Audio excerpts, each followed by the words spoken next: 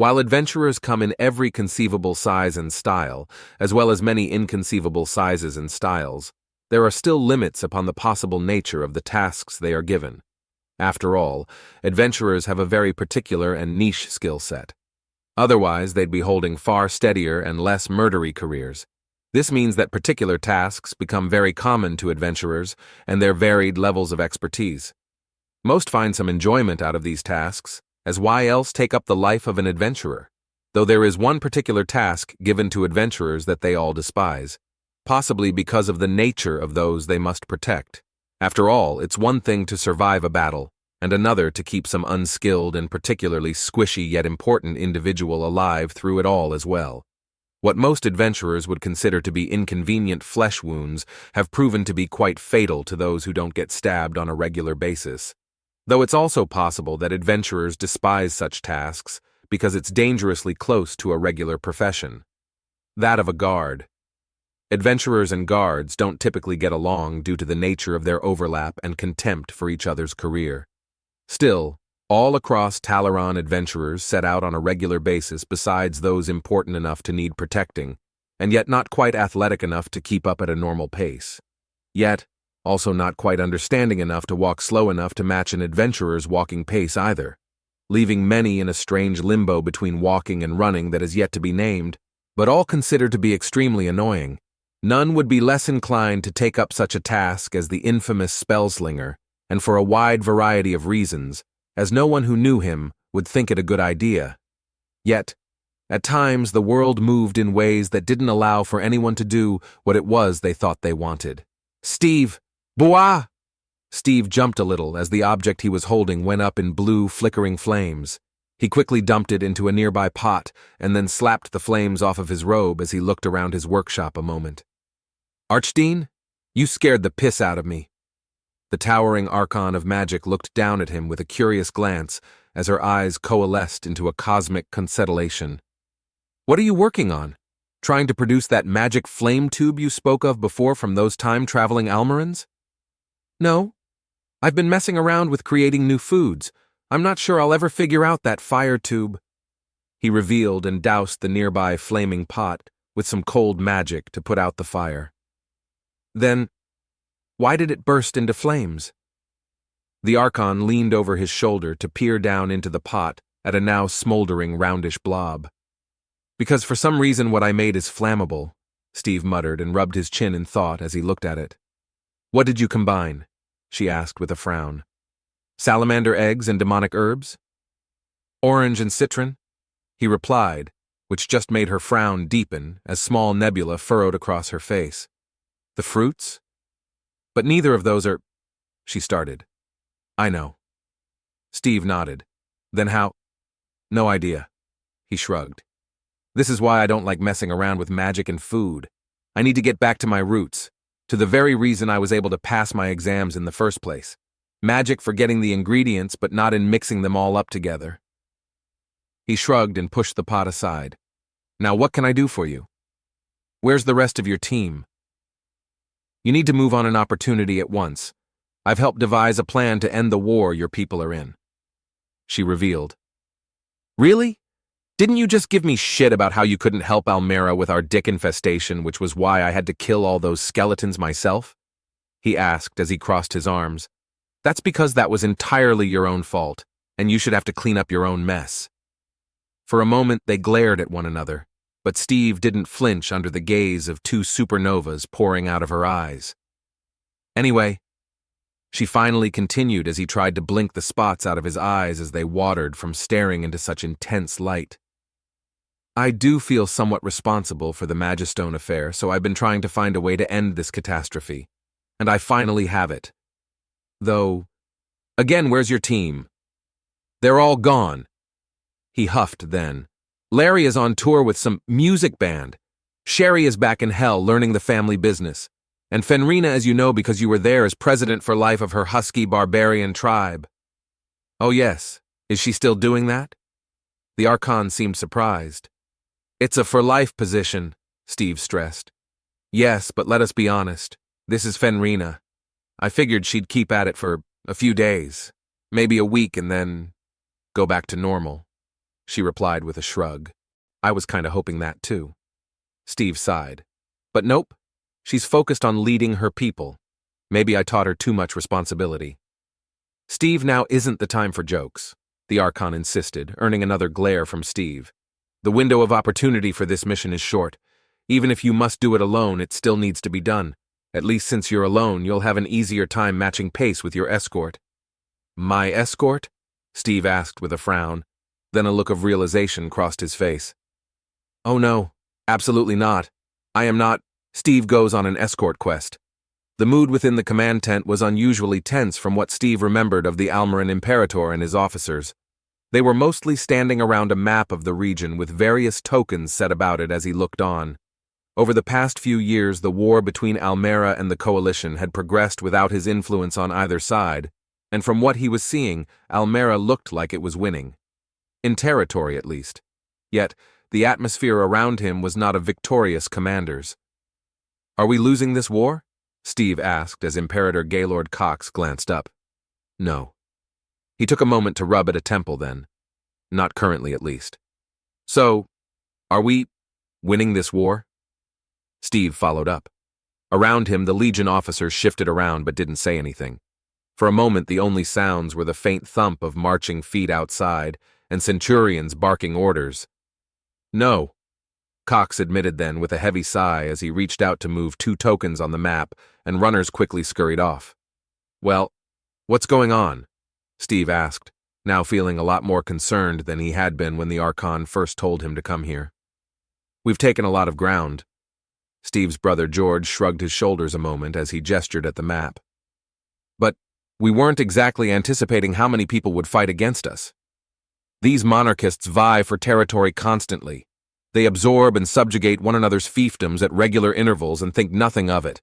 But suddenly a nation ruling with the consent of its people comes along and invades some elven kingdom, and we're the bad guys. Imperator Cox huffed at that moment. The longer the war continues, the more time they have to bring their populations across the ocean. We fight elves, dwarves, other humans, even fucking gnomes. Gnomes. Speaking of, our Marines on the coast are asking for some relief. They're nailing gnomes to crosses as fast as they can catch the little fuckers, but the stress is taking its toll, George mentioned. Are you telling Marines are complaining about the mental stress of executing all the little terrorists they can grab? Cox asked, looking a bit surprised. No. It's more just complaints of hand cramps and muscle fatigue. Nailing people to crosses is hard work, even if it's just gnomes. George replied with a shrug. The Marines will eat every pound of shit we heap on them and ask for seconds, Cox growled. If they didn't want to do shit duties, they shouldn't have become Marines. Steve wasn't exactly surprised at the Imperator's attitude. Somehow, somewhere in Almarin history, the military decided that Marines had to be mistreated so they could keep their edge? He wasn't sure exactly. He just knew it was tradition by this point. Anyway, the thing about the Coalition is their cavalry is frustrating for the legions. We've spent the last few decades fighting massed infantry with swords. While our legions can carve through most of their infantry, we've had to reintroduce spears and reorganize how we fight. Only reason we've done as well as we have is the Imperator is a master at making the enemy fight on unfavorable terrain. He inspires our men to fight beyond all odds. George nodded at the Imperator, who stood up a little straighter at that. The enemy continually makes the mistake of reasoning that we fight only for conquest. Our men fight for far greater ideals than theirs, Cox insisted. This war started to save humanity the world over. Yet, it now continues to ensure we are not lost to the hordes of monarchists who surround our borders. The Kasurians have made it clear their vision of peace comes with Almera ruled over by a king. Their claims that this is done to preserve elven sovereignty rings hollow when they raid the very lands they supposedly come to liberate. That made Steve frown and glance at George. They've been trying another tactic to win. They're bleeding us dry across the front through cavalry raids on the elven towns we've taken. If we don't defend them, then we're blamed for it, as we're failing to protect our new citizens, who we've gone through great lengths to claim are equals. All the money we initially made in the conquest has been poured right back into this war. If it continues much longer, the Senate is extremely concerned about the state of the Treasury. The treasury is inconsequential, Cox hissed, and then drew himself up to his full height and looked resolute. For blood is the currency of freedom. The tent was silenced by the weight of the Imperator's words until Steve spoiled the moment a little. Damn, dude, that's fucking dark. Plus, I'm not actually sure that the treasury is inconsequential because, hard to pay people in blood. Except vampires, I suppose. Yes. Well, that's hardly as poetic now, is it? Cox glared at him. Why are you here anyway, aside from spoiling my perfectly good quotes? The Archon of Magic asked me to take an escort quest, and I wanted to see if it was necessary. She said it would help end the war. Some sort of plot going on with making peace with the Black Elves. Steve gestured at the map. The Black Elves, Cox repeated with a confused look. Are we fighting Drow? I didn't think we were. Anyone know? He looked around and got a bunch of equally confused looks from his commanders. Steve tapped on one of the kingdoms on the map that ran along the western border of the conquered territory. Ocoluvians. Are they not Drow? He asked. No. Cox shook his head. They're not even black-skinned. Hells were darker than they are. Are you sure you've got the right elves? I'm sure the Archon told me it was the Ocoluvians, and I'm sure the other elves call them Black Elves. I thought Drow, but... Steve shrugged. Would peace with them help? Greatly. Cox nodded and pointed at spots on the map.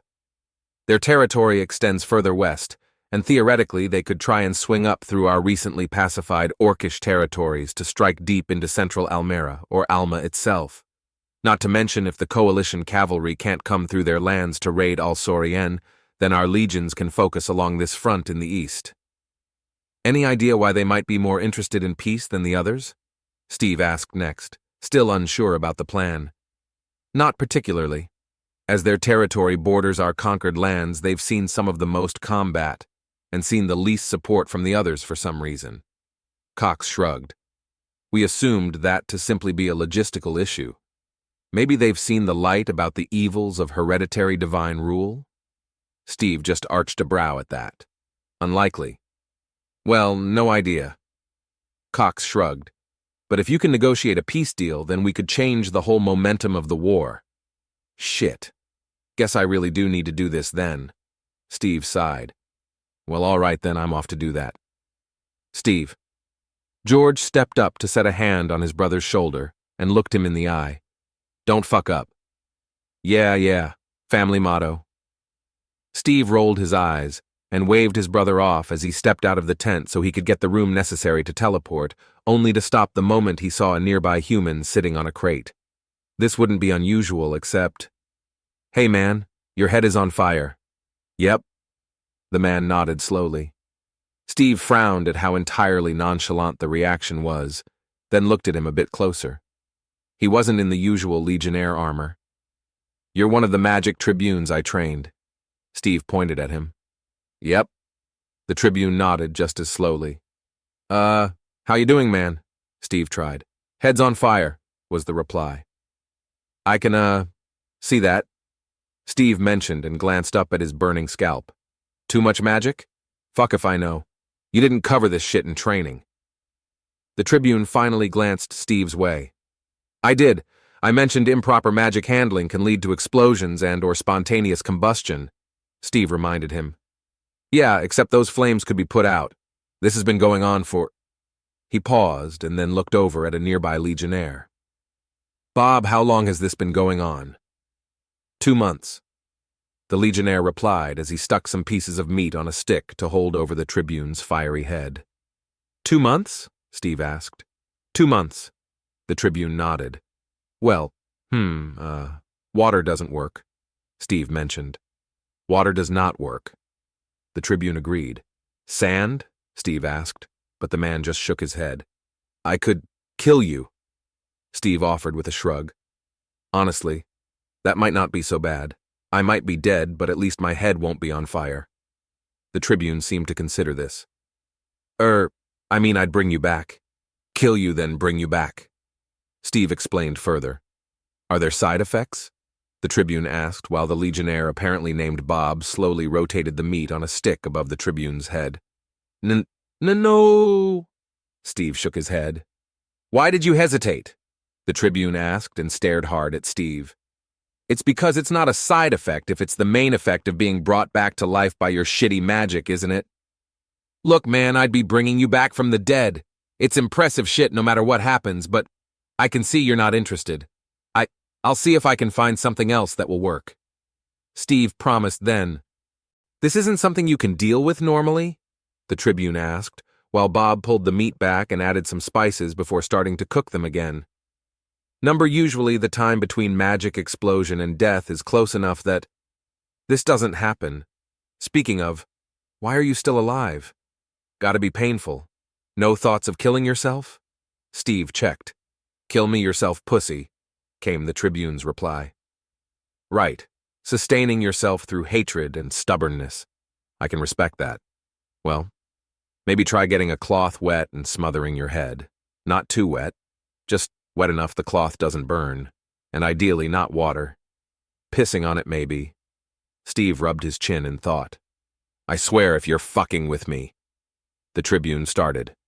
Honest, it could work. Steve held up his hands. I guess I can try. Behind him, Bob set the meat down and began to lift his armored skirt. Not right now, Bob. Just trying to be helpful. The Legionnaire shrugged and picked up the stick to keep cooking. Well, good luck. Steve shrugged as he stepped back and tried to ignore the Tribune's glare as he flipped Steve the bird just before the mage teleported away to meet with the Archon. After Steve reapparated in a clearing, he looked around and saw a tent set up nearby. It was a far cry from the Legion camp he was just in, however. This tent looked luxurious. As far as a tent could, at least. It seemed to be massive, and he noticed several servants standing around the entrance. Great job being low-key and inconspicuous, he muttered as he approached. Though, he did notice a lack of guards. That was somewhat surprising. As he approached, he watched the servants, somewhat expecting them to shy away from him or glare or something. But they just smiled and opened the flaps of the tent for him to walk through. Once inside, he found that the tent was filled with what he expected to find in an elven palace, more than a tent in the middle of a field. There was a bubbling fountain, luxurious laid-back chairs, statues just scattered about. Finally, he saw a cluster of well-dressed elves sitting around a fancy oak table who seemed to be waiting for him. One, in a particularly opulent silk robe of blue and gold, spoke up. Ah, Mr. Spellslinger, I presume. Please, come, sit. Would you like some wine, olives, fish? Steve approached and looked at the spread they had set out. Something about it tickled the back of his mind. Is this what you think Almarans eat? He asked when he realized everything they had set out seemed to be an elvish approximation of an Almaran dish. Yes? The elf answered with a hopeful nod. It's close. Steve scratched his head a moment. Elves being nice to him felt very strange. But I ate, so thank you. But no thank you. He moved to take a seat and the elf snapped his fingers as servants quickly approached to take away the dishes. Though when they went for the various bottles of wine, an elven woman in a green and silver dress grabbed them. Steve arched a brow as she said, in somewhat slurred her words, in Elvish to instruct them to leave the wine behind. The princess he had to escort, perhaps? Wonderful. But he didn't say that. Instead, he just put on his best smile, and when he noticed how worried the elves suddenly looked, he toned it back to his most neutral expression, which seemed to settle them. So, here I am. Yes, which is good. I'm glad this could be arranged. Are you ready? Steve arched a brow as the elf seemed entirely ready to just move on despite the fact he just got here. Elven meetings were typically long, very long. Wait, I have questions. Steve held up a hand and the elf just shrugged. Ask away. He seemed very chipper. Steve still wasn't sure if this was a trap. First off, why are you doing this? Steve asked. Using you? Well, you come very highly recommended by our contact, and considering your history and fame, it seems a natural fit. The elf explained. No, wait, what's your name anyway? Steve rubbed his forehead a moment, wondering if he was in over his head. Who was his contact? The Archon? Or was her involvement secret? Oh, I'm Shavino Hectuio Umis Calavinto Caluvia. The elf answered with a big smile. Okay. I'm going with Chuck. Chuck, why do you want to secretly make peace with Almera and not do this the normal way? Steve specified. Oh, well. The elf paused then and looked up, and then shifted a bit as he seemed to take his time trying to find the right words. But then the drunk elf woman beside him leaned over the table, spilling a bit of her goblet of wine. "'Cause the fuckers who claim to be our friends are little bitches, and they're fucking pissing us off," she hissed in her slurred way. Ah. Chuck glanced her way a moment and coughed. Yes, well, there are. He clasped his hands. Concerns that the other elven nations within the coalition are not providing the support they promised, especially considering how many of our troops were lost in the early stages of this war just to provide them time to organize. Almera holds a great number of our soldiers hostage, and they've been treated fairly, but recent developments have shown our allies do not seem to have our best intentions at heart and might be holding to old prejudices. They're sitting around sucking. Big cocks. The elf woman nodded and then looked around the table a moment. Where's my sucking wine? In your hand, dear, Chuck pointed out, and she seemed to blink hard in surprise as she realized she was holding the wine goblet only to then take a big gulp. Steve was beginning to get more worried that this escort quest would mostly be him trying to keep her upright. As for the secrecy of the deal, the nature of our coalition means that societal and cultural traditions must be followed. To break away on our own would not bode well for our standing among our peers in the future. This way we can achieve both goals at once. Ah, right. So what's the plan exactly? He focused on Chuck. You take the princess with you to the arranged spot where we say she had been kidnapped to. Then you take her to an Almaran fort, where they can make a gesture of goodwill by returning her, and we can claim we were honor-bound to seek peace. Chuck explained with a smile. I'm not sure me kidnapping the princess is great for my reputation. Steve frowned. Oh, sorry, no.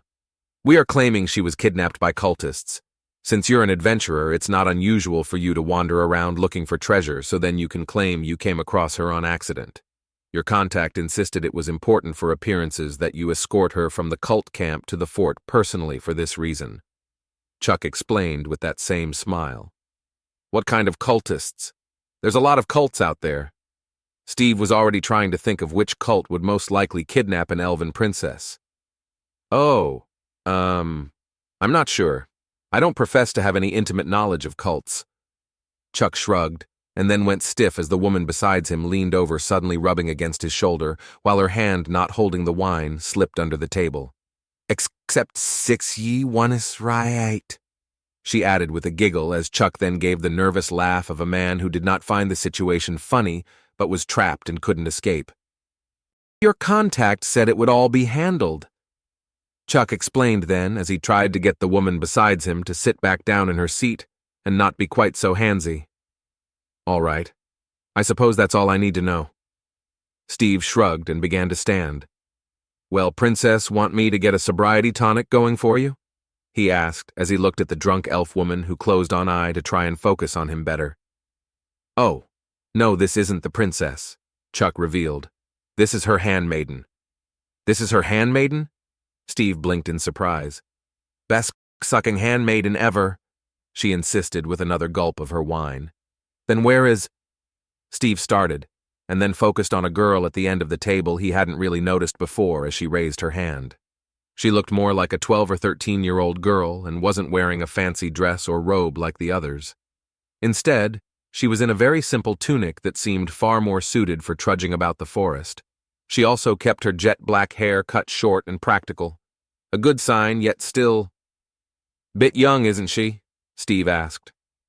Well, you see, Chuck started with that same smug elf look Steve had been waiting for this whole time, but Steve cut him off. She's 67, I know. Steve then squinted at her. But her birthday is in 3 months. Yes. Chuck and the other elves were all surprised by Steve's accuracy. How did you... Because fuck knows Larry never pays attention to age of consent laws, and if someone doesn't watch that filthy little bugger, it'll end in disaster. I swear that's what's going to happen to his band, and then he'll come crawling back.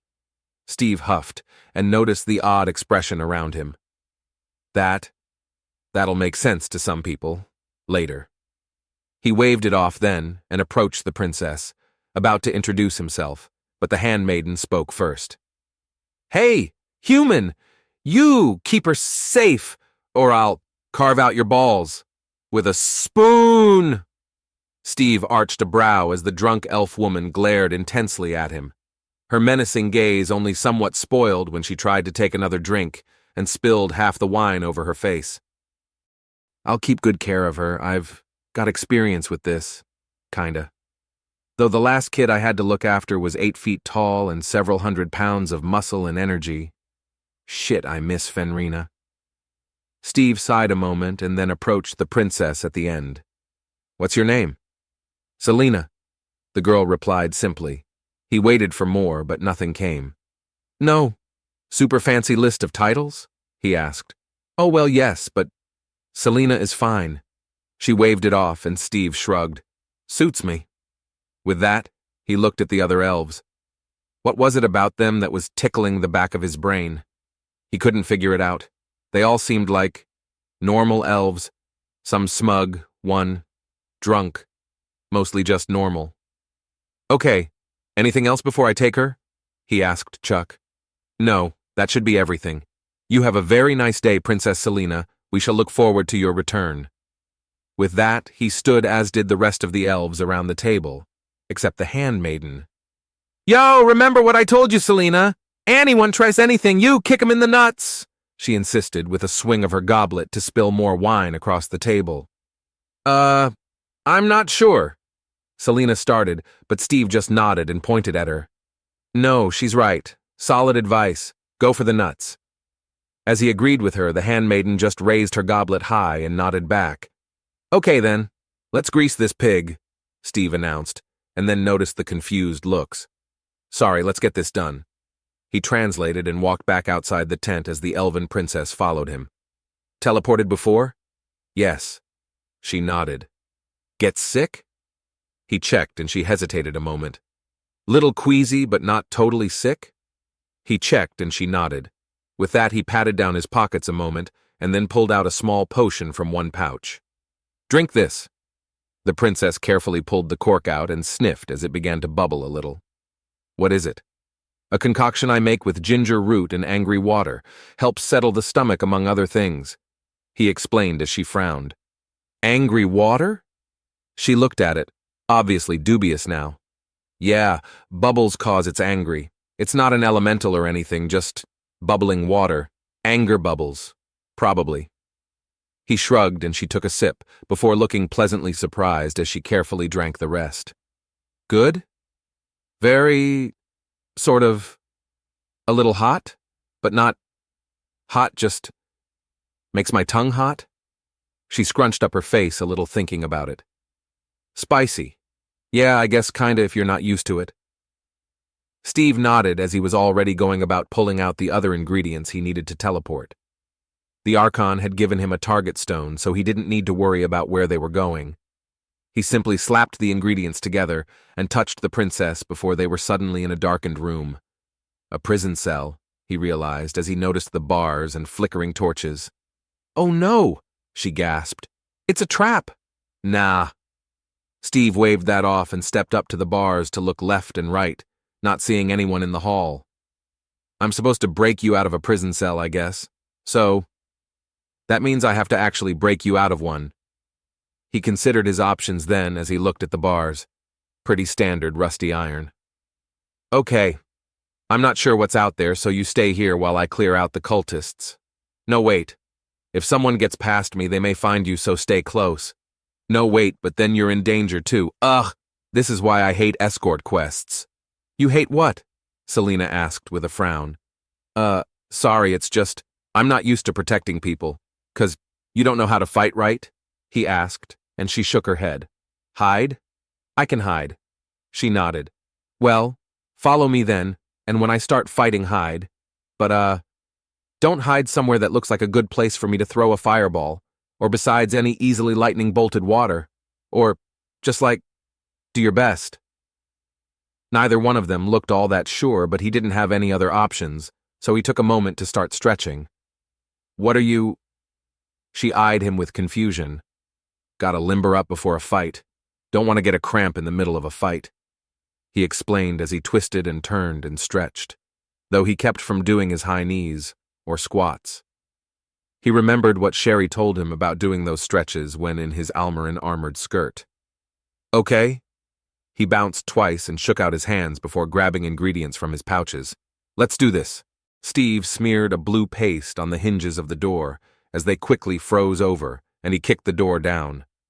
Rushing down the hall, he quickly pulled more reagents from his pockets and got ready to start fighting cultists as he saw a light at the end of the tunnel. Letting out a yell, he jumped into the daylight and then held up short as he witnessed the scene before him. "Ugh, I will never get used to that smell. It's putrid. What is—" The princess started, and then stopped as she stepped around him and saw what he saw. They were standing in a scene of total carnage. Dead people in purple robes were scattered around all over the place. Some bits were still on fire, others were iced over, some dissolving in acid, and many were crushed under rocks. "Be careful. This is recent. This is the work of a mage, a powerful one at that. We might not be alone." He slowly edged forward, looking around for some clue as to who had done this. Even so, he prepared a spell in his hands and looked for a target. "Stephen! Badiwa!" Steve jumped and flung out the acid spear as he turned in midair. The Archon took the spear straight to the chest as the spear was absorbed into her chest, swirling into a new nebula amidst the stars and constellations. "Stop doing that! Do you enjoy startling me like that?" "Yes," she answered simply. "Nice shot, by the way. Good form. Hello there, Princess Selena." She leaned over to look at the princess from a lower level while the elf clung to Steve from behind. "Don't be worried, I'm a friend." "Yeah, Selena, this is my boss, the Archon of Magic." Steve sighed a moment and waved at her as he closed up his pockets. "What are you doing here?" "When you said the rest of your team was gone, I was concerned this might be a bit much. So I showed up early and took care of it myself. I think I did a very good job impersonating your magic style."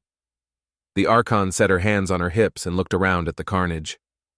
"Did you spout off witty one-liners while you tossed around magic?" Steve asked. "Number, but neither do you," came her reply as Steve gasped. "Ah, that's I. Rude, I am very witty." He huffed and crossed his arms. "Also, what kind of cultists are these? Why are they in this area?" "That's a good question. I'm not sure." The Archon shrugged. "You didn't check? Are you even sure they were evil cultists?" Steve frowned at the idea she hadn't done her research. "Are there good cultists?" she countered. "I don't know, but we're supposed to find that sort of thing out before we go around indiscriminately killing them," Steve insisted. "Then I'm confident they were evil." The Archon replied and leaned back down to wave Selena forward. "Come on now, I want to make sure you're fine. Steve's magic can be chaotic at times." "I haven't used any. I just teleported us here and I'm the best teleporter there is." Steve puffed up his chest a little in pride. "He is actually very good even if I tease him," the Archon said with a smile as Selena stepped up to her. "He will get you to the fort safely. Steve is my most trusted student, which I never would have expected a few years ago. You're in good hands," the Archon insisted as she held Selena by the shoulders. "Thank you," Steve muttered, unused to the praise. "But he wouldn't hurt a child and he might consider you one, so I needed to be here to make this look good." Steve was confused as the Archon said that, and then Selena gasped in pain as the Archon straightened up. "See you back home, Stephen." With that, she vanished, and Steve looked over at Selena, who staggered back, blood running down her arms. "The shit!" Steve rushed over to her as the elf just stared at him in shock, large gashes extending down her arms that bled profusely. "Fuck, fuck, fuck, fuck." Steve quickly yanked his dagger out as he cut his wrist and smeared it over her wounds while chanting an ancient language that pulled the breath from his lungs even as he spoke. But moments later, her wounds sealed up, and he sat down rather heavily as he gasped for air. Once he caught his breath, He rubbed his thumb over his cut wrist and muttered a few more of the words to seal up his own wounds. For a good 20 seconds, he sat there just catching his breath and blinking away spots while Selina watched him. "What happened?" she finally asked, as she looked down her arms with a careful hesitation. "Sorry. Apparently, my boss is more psychotic than I realized," Steve panted. "But it's for the greater good. She just does stuff that needs to be done. She's good. I swear. Sure wish she'd warned me, though." He closed his eyes and focused on slow, careful breathing. "I mean, not that. I knew this would happen," Selina revealed. "Or, sort of. But how did you heal me?" "It's blood magic." Steve saw her eyes grow wide. "Don't worry, it's not like you think. It's just magic. There is no evil magic. It's just about how you use it. But it's still forbidden, and this area is still patrolled by—" "Stop right there, criminal scum!" Steve closed his eyes once more as he heard the voice call out. "Paladins," Selina finished. "Fuck me sideways." Steve groaned and looked around for the shining paragon of lawful stupid who was no doubt about to try and bash his brains out with a mace. However, he blinked hard at the figure he saw. "Okay, maybe I lost more blood than I thought, but that looks to me like a halfling riding a mastiff with a tiny little saddle. That's friggin' adorable. Foul blood mage, you have met your match today, for I—" The halfling in armor looked ready to say more, but the dog began walking up to Steve rather quickly. "Brick, wait, Brick, hold on." Steve thought the voice was feminine, yet wasn't sure. Even so, the dog was quick to start sniffing at Steve and ignored the halfling rider. "Oh, do you smell Fenrina?" Steve asked, and reached up to start scritching the mastiff's ears and chest. "Oh, yes, you do. Look at yo, such a good boo, yes you are, look at your face." Stephen couldn't help but descend into babbling as he squeezed the dog's face while it panted happily. When he began to scratch at the dog's chest, it began to flop over, making the halfling hop off. "Yes, woo, likes belly rubs. Fiend! You have used your evil magic to charm my trusted steed." The halfling cried out and raised the visor of her helmet to confirm his suspicion. This was a female halfling. Paladin? That last part still confused him a bit. Charm? No. I'm just good with animals and he smells my husky. My old husky. Tank. Anyway, hi. He was rambling a bit while still feeling lightheaded. "You're an Almarin," the halfling pointed an accusatory finger at him then, "having halted your vile crucifixions to kidnap some poor defenseless elf girl." "Wait, you don't." Steve started, but the halfling pulled free a very literally glowing warhammer. "I shall smite you, evil blood mage. With the power of Lady Justice flowing through my arm and hammer, I am empowered to smite thee, evildoer. Prepare to face your end," she cried out as she pulled her hammer back. Oh, was about all Steve could manage while sitting down with the big mastiff partially sprawled over his lap. He clenched his eyes shut and leaned his head forward, figuring this would be it for him, so he might as well let her get a solid hit. The hammer came down in clean arc, as it was poised to smash his helmet apart with a solid bonk. Steve kept his eyes closed another second, and then slowly opened them. He was still sitting here. The dog was panting happily. He looked up and the halfling was looking down at him with confusion. Then she looked at her hammer and pulled it back again. "Whatever magic shield you possessed is gone now with this enchanted hammer. I shall break open your skull, villain." As the hammer swung at his face, he watched it, forcing himself to keep from looking away. He did flinch, but only a little as it came crashing down on his face with a meaty bonk. The hammer bounced off his face. The halfling looked at her hands, and then the hammer once more and gave him a few more taps. Bonk, bonk, bonk. He winched a bit yet every time they just bounced off his face. "What magic corrupts this holy weapon?" she wailed then. "Hold on." Steve carefully pulled his legs out from under the dog's head and stood up, grabbing the warhammer from the halfling as he stood. "Hey, give me that back." She jumped up for it, but he just held it over her head and looked it over. "You're one of those actually good paladin types, aren't you? Yeah, look at this thing. Sheesh. All these evil smiting runes. And yet also all these innocent and good protection runes. Huh. He swung the hammer at his own face. Bonk. Then he carefully swung it at the halfling's head as she raised a hand to defend herself. Bonk. Looking over at Selena, she just held out a hand and he smacked the hammer against it. Bonk. Hammer works fine, he answered, and tossed it back to the halfling who scrambled to catch it. It's just that I'm not evil. None of us are. Impossible. The halfling gasped and looked from him to Selena. Child, you are drenched in blood. Has he not tried to sacrifice you to some sick agenda? Oh, no, he healed me, Selena explained. An Almarin? Impossible. They are evil one and all, satisfying their warlust by slaughtering elves and gnomes and nailing them to crosses. The halfling tried to step between Steve and Selena as if he was going to stop her, which he didn't. He has warped your mind. I shall cleanse you of this curse. The halfling set a hand on Selena's forehead, and the elf glowed for a moment. Now tell the truth, what vile acts has he committed upon you? None, Selena frowned. He saved me from these cultists. She gestured around them a moment. But he used blood magic. I sensed it. That's what brought me here. The halfling grabbed Selena by the shoulders then, and shook her a moment. Steve was just absently petting the mastiff. I got hurt in the fight and he healed me, Selena insisted. With this, the halfling turned to look at him, then back at Selena, then her dog, then back to Steve, obviously bewildered. I'm Steve, Steve announced. Spellslinger? The halfling gasped and pressed back as if to shield the princess with her body. Then I know you're evil. You lead that evil adventuring group, Doom. Doom is not evil. Steve huffed and waited for the thunder and lightning to fade away. Selena was looking all around. Is there a storm somewhere? She asked. We're a good adventuring group. We do good things. I swear I've lost count of how many times I've had to tell people this. Steve rubbed his eyes a moment. I've heard the tales of how you torment the righteous and honorable Kasurians and vile draconic forces who excessively defecate.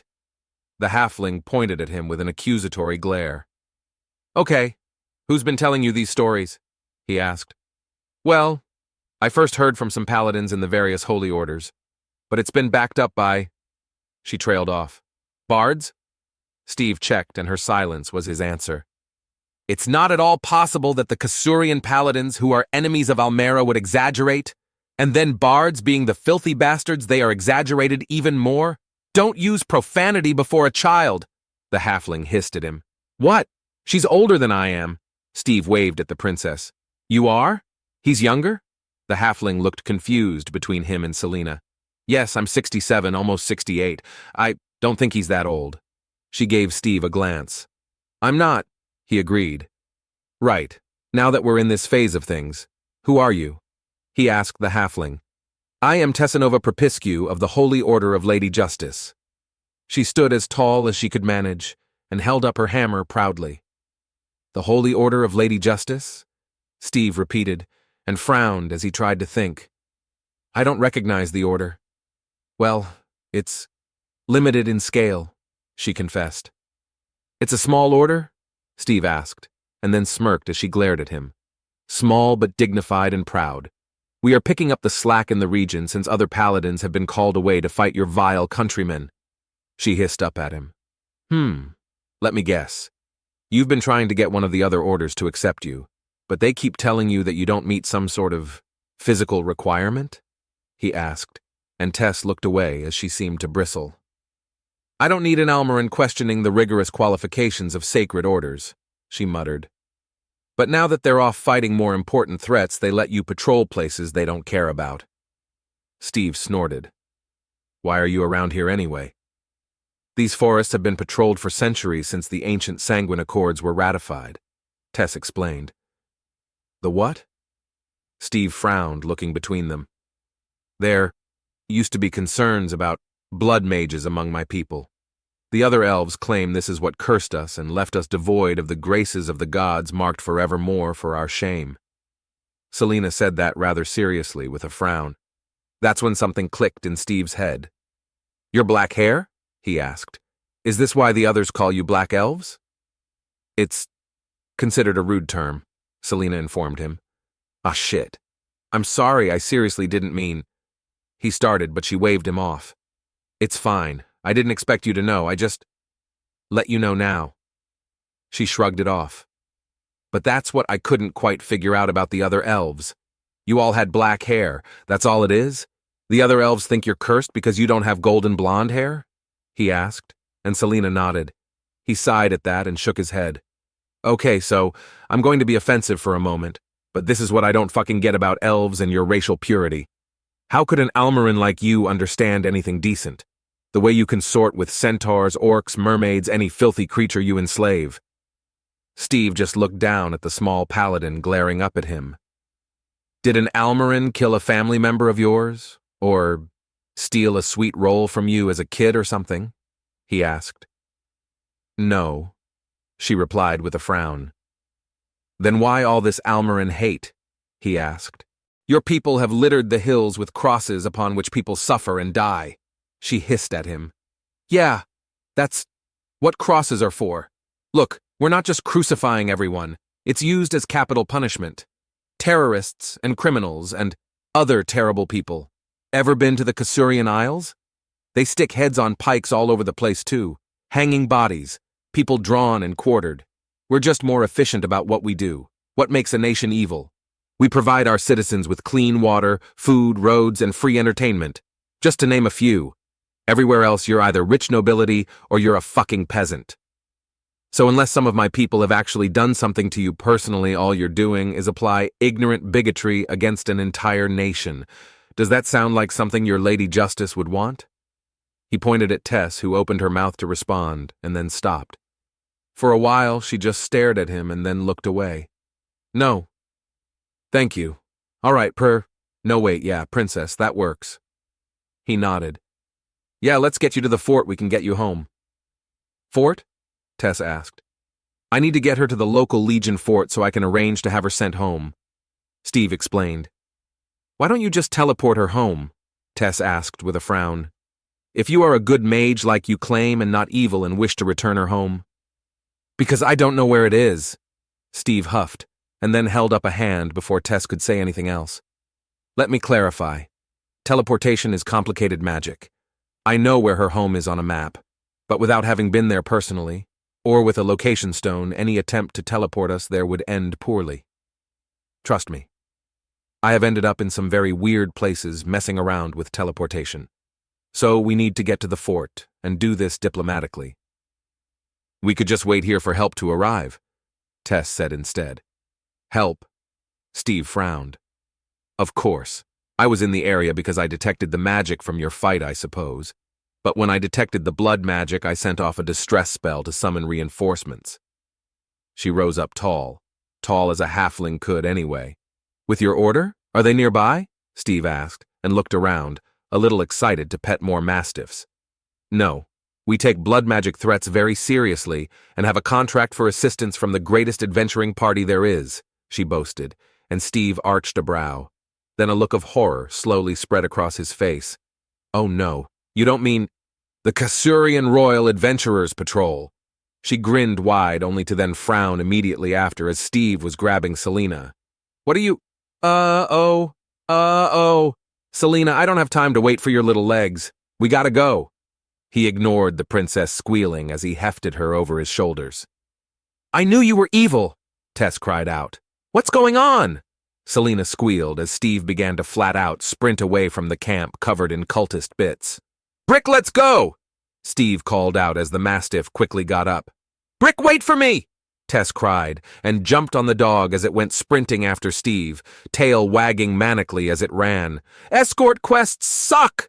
Steve yelled as he ran, knowing he had precious little time before his semi-nemesis showed up to try and track him down. Unbeknownst to Steve, his trek to the fort would be fraught with far more perils than just the Kasurian Royal Adventurers Patrol. But that's a story for another day.